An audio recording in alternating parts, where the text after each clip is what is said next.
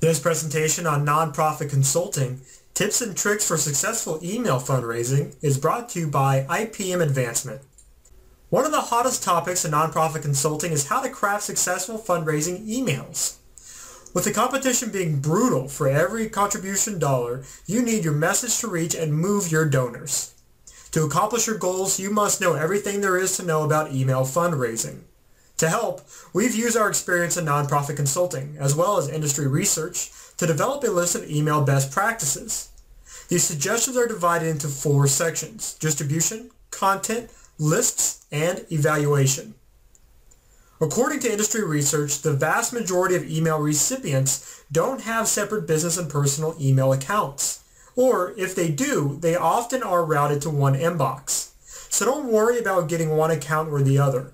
If the email account is valid, chances are very good the recipient will receive it, whether it's business or a personal account.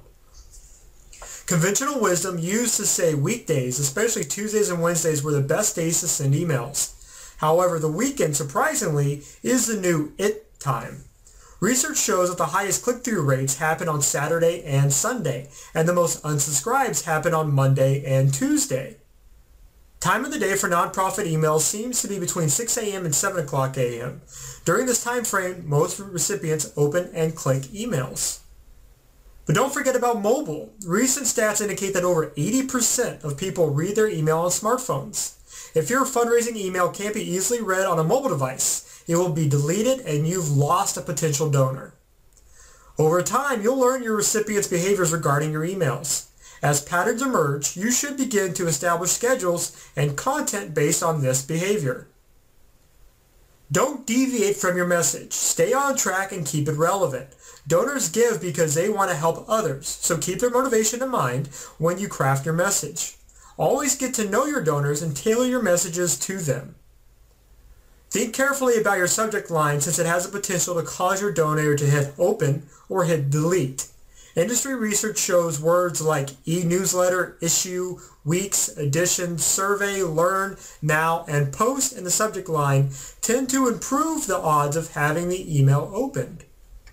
As you can expect, your subject line needs to grab attention quickly and compel the reader to open the email. If you equate your subject line to a headline in a newspaper or advertisement, you're on the right track. Incorporate several links within your email in copy, graphics, and photos. By doing so, you'll have a better click-through rate and fewer unsubscribe requests. Make sure readers are given many opportunities to click through to your call to action. Create valuable content that your readers will want to save. If you incorporate important information like facts, statistics, interesting stories, and other reference material, your reader is more likely to hang on to your email. Be careful on relying on graphics to tell the story. You want donors to read your story in text. Then you don't have to worry about email settings making your message unreadable by preventing graphics from showing. Use concise language, effective calls to action, and a link to your website for more detailed information. Sometimes the desired end result gets lost in the email. Make sure your email stays focused on what you need the reader to do, whether you want him or her to take action or make a donation. They must have ample opportunities to click on links and take them to a landing page that will accomplish the task at hand. Be cautious of purchasing email lists from third parties. The problem stems from the people on the list having no relationship with your nonprofit. Generally, a better tactic is to build an email list from the names and addresses of people who already have an association with your organization. Explain to people who receive your printed materials that you would like to communicate with them via email to save money on printing and postage.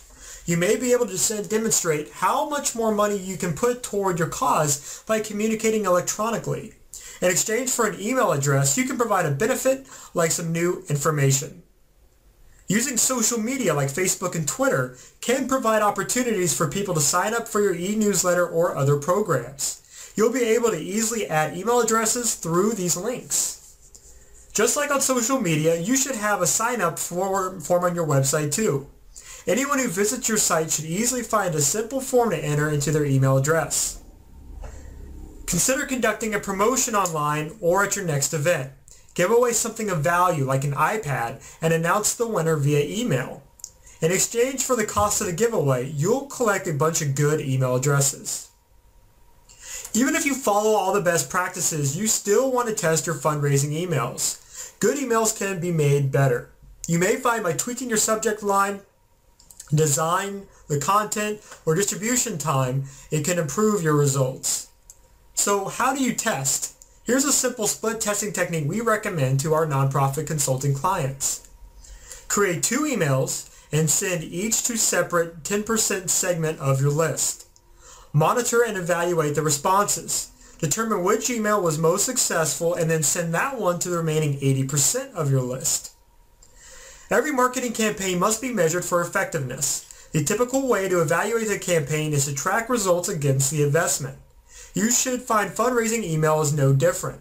You need to measure the email donation results against the investment to determine your return.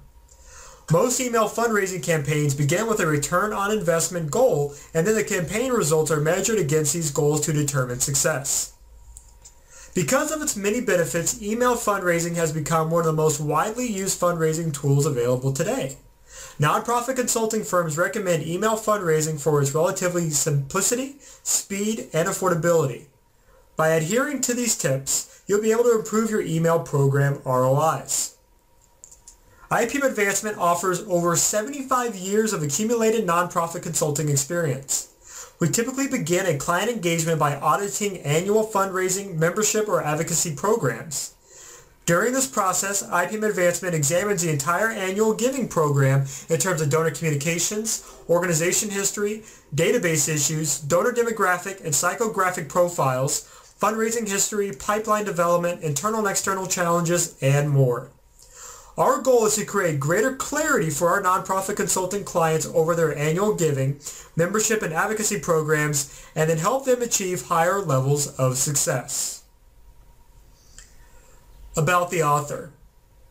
Edward Phillips, MBA, is the Chief Creative Officer at IPM Advancement, a leading nonprofit fundraising company. Visit us at ipmadvancement.com or call 623-687-3908 for more information about nonprofit consulting.